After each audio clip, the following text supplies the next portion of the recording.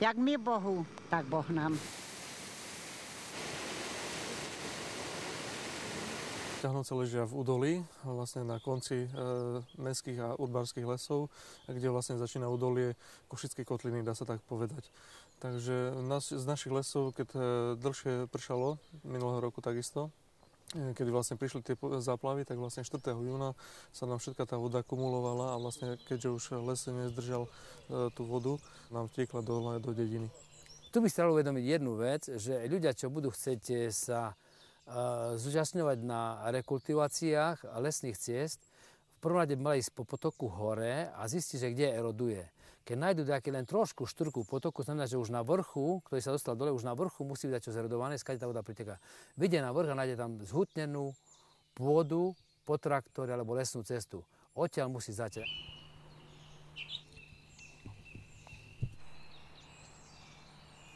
Tu pred sebou vidíme približovacú cestu, ktorá je stará už asi 20 rokov a po tejto približovacej ceste sa dažďové vody zvadzajú dole do dolín týmito zerodovanými priekopami. Tie musíme začať rekultivovať na vrchu, aby sme zachytili každú kvapku tam, kde spadne.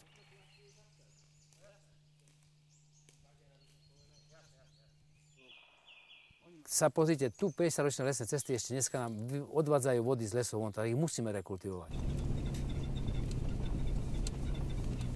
Teraz sa dostávame na horizont približovacej lesnej cesty, skade sme začali robiť rekultiváciu, čiže začali sme rýpadlom narúšať zhutnený povrch lesnej hrabánky, aby sa dažďové vody dostali dnu do zeme, aby nestekali dole do dolín. Sme na horizonte hory a za mojím chrbtom sú Ťahanovce. A táto lesná cesta, približovacia, čo je tu naľavo, čo sme ju zrekultivovali, vlastne zvádzala dažďové vody dole na Ťahanovce. Preto sme začali rekultivovať tu na vrchu, aby tu voda ostala. Tuto zhutnenú približovaciu cestu narušilo rýpadlo na pasovom podvozku. Kilometr môže robiť za deň a je to najdlhšie a najefektívnejšie 100%. No tu vlastne potok doteká, hej, že vlastne tie vody z vrchu dotekajú. Za 2 dní tu už nebudete asi nič. Ale tu, vidíte, ak sa začína zbierať voda a túto vodu zbierame na našich prvých hrádzach, čo sme postavili v tomto potočku. A tu sme v tomto potočku zadržali, ja neviem koľko, 600 kubíkov, možno takých 2000 kubíkov vody.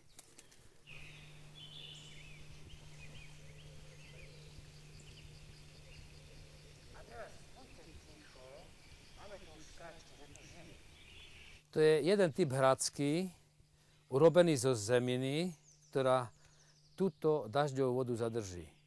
Môžu sa používať iné hradsky tie z dreva, ale tiež sa musí potrebovať zemina. Keď takúto hradsku budeme stavať, tak musíme zobrať listie a vrchnú hrabánku stiahnuť na bok a dať hlinu na hlinu, aby voda nám nepresiakovala pomedzi listie ďalej, aby nám netekla z tohto lesa. Tu sú napríklad 2 jazerá, ktoré zbierajú vodu z týchto lesných ciest a z týchto spevnených miest, ktorá presakuje šťastie aj do zeme. Vlastne tu nie je žiadny potočík, ani tu nebol potočík. No a potom sme robili tieto hrádze, ktoré sú armované tými drevami a kuľatinami, čo tu boli, a hlavne korene sú veľmi dobré na spevnenie hrádze. A vodu musíme pustiť mimo hrádze, do rostlého terénu, aby vám hrádzu nerozmil. A keby náhodou, že tento výtok alebo pretok nám bude voda erodovať, není problém tu zase zabiť 2 količky vrbové, že stabilizovať hladinu a tá bude stabilizovaná väčšino.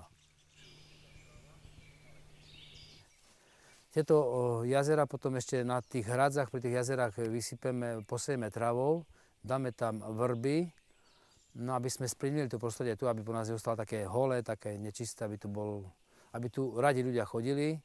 A že by tu sa vrátilo aj to vodné vtáctvo a určite aj zver tu bude chodiť napájať sa. Že by to bolo pekne skrátka, že by to bol park. Toto je vlastne lesná cesta, trvalá, so správnym spádom. Jak tu pekne vidno, že má spád pekne do lesa. Tá dažďová kvapka, keď spadne tu, tak pretečie nám niekde tu dole. Keby náhodou, že sa urobí nejaká koľaj, po nejakom bicykle alebo po čom, dá sa odrážka a je to v poriadku. Nemusím nejaké prekopy, lebo prekopy nám neslúžia prakticky k ničomu. Tu v podraste sa tá voda rozptýli a ostáva tu v tomto podraste, nezatápa ľudí, živí nám naše rastliny. vyparuje sa tu a vteka do potokov.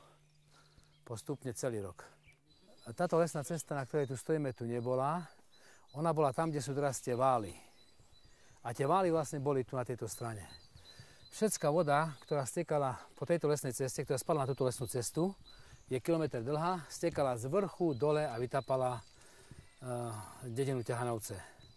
Urobili sme tak, že postavili sme lesnú cestu tu na kraj svahu, má správny spád, voda steká dole do tohto podrastu, ktorý je pod cestou, tu sa vlastne tratí. Vlastne sme tu hneď aj posadili stromčeky pri tom prekopovaní, takže hneď to vyzerá, tak malo by to zazelenieť na jar. Tu sa ešte posieje tráva na túto cestu. No zadrží to bližne pri maximálnych zrážkach nejakých 500 kubíkov vody, podľa prepočtov, že keď spadne tých 100 mm. Vďaka tým našim vodozadržným objektom sa všetka tá voda zdržala práve v tom lesnom objekte a ľudia vlastne nepocítili, že nejaká hrozba by mohla prísť pri dlhšom daždi. Na tejto ceste sme pracovali, myslím, že 4 alebo 5 dní, to som presne nesledoval, ale máme to popísané. No a ja myslím, nie je to také zložité, nebolo to ani také drahé, nemáme ešte porobenú celú kalkuláciu, ale určite nie je to drahá vec, že keby sme stali nejaké veľké hrádze, a tak by to nebolo výhodné. Hlavne z toho dôvodu by to nebolo výhodné, pretože vysúšame krajinu. Keď chytíme vodu už dole pod kopcom, my sme vysúšili krajinu. Hej, vodu sme zvedli dole a to není ten efekt. My chceme zadržať vodu hore, aby život fungoval, aby voda ostala hore a potom aby vtekala do tých prameňov, aby živila tam tie stromy, aby sa vyparovala a tak potom. Lebo není efektívne stavať dole hradze, to je úplne jasné, alebo nejaké poldre, suché poldre, čo je úplne proti zdravému ľudskému rozumu.